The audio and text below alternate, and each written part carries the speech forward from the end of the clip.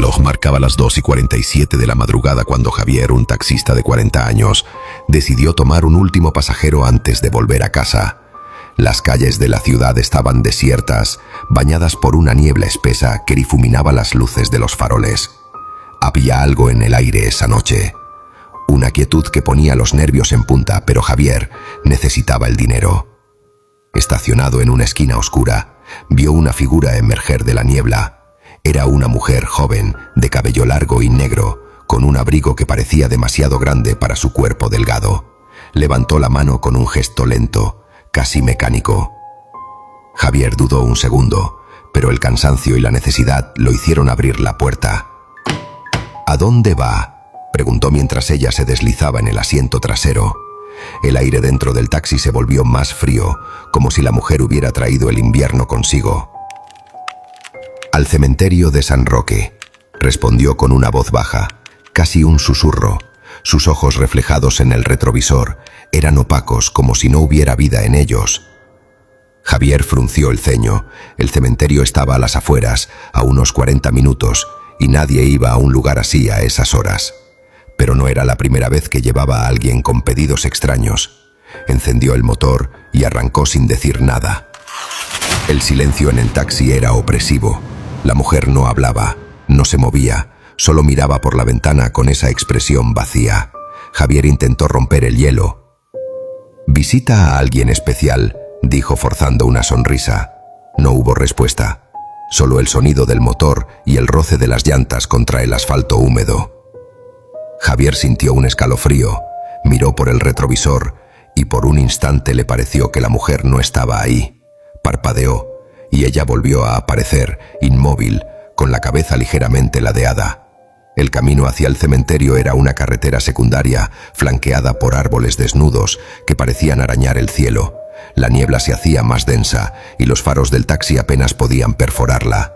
Javier comenzó a sentirse mareado, como si el aire dentro del auto estuviera enrarecido. Intentó abrir la ventana, pero el botón no respondía. «¿Todo bien ahí atrás?», preguntó, más para calmarse a sí mismo que por curiosidad. Entonces la oyó, un sonido húmedo, como si alguien estuviera masticando algo blando.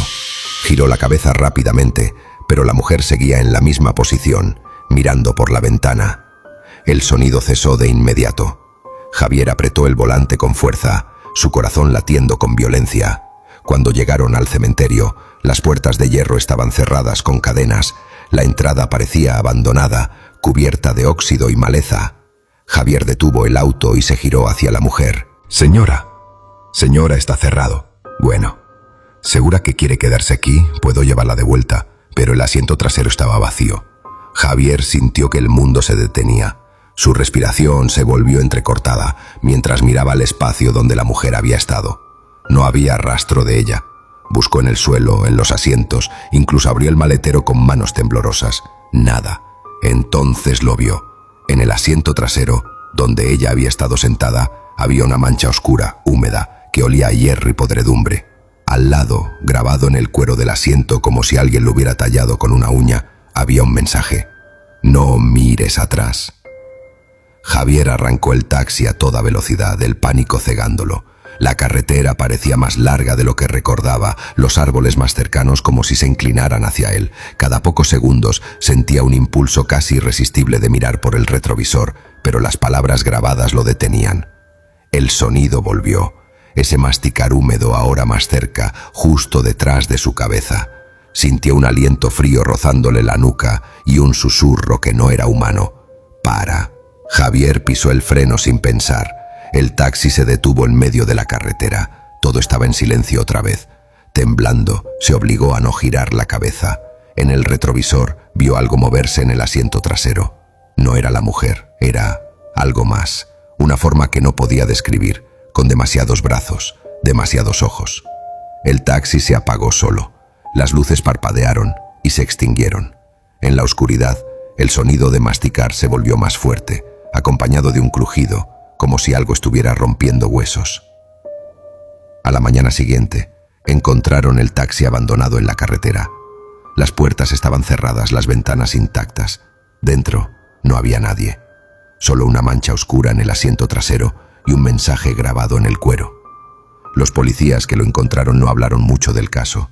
Uno de ellos, sin embargo, renunció esa misma semana, incapaz de dormir sin escuchar ese sonido húmedo en sus pesadillas. Dicen que, en las noches de niebla, un taxi viejo recorre las calles de la ciudad. Si lo llamas, te llevará al cementerio de San Roque, pero nunca llegarás.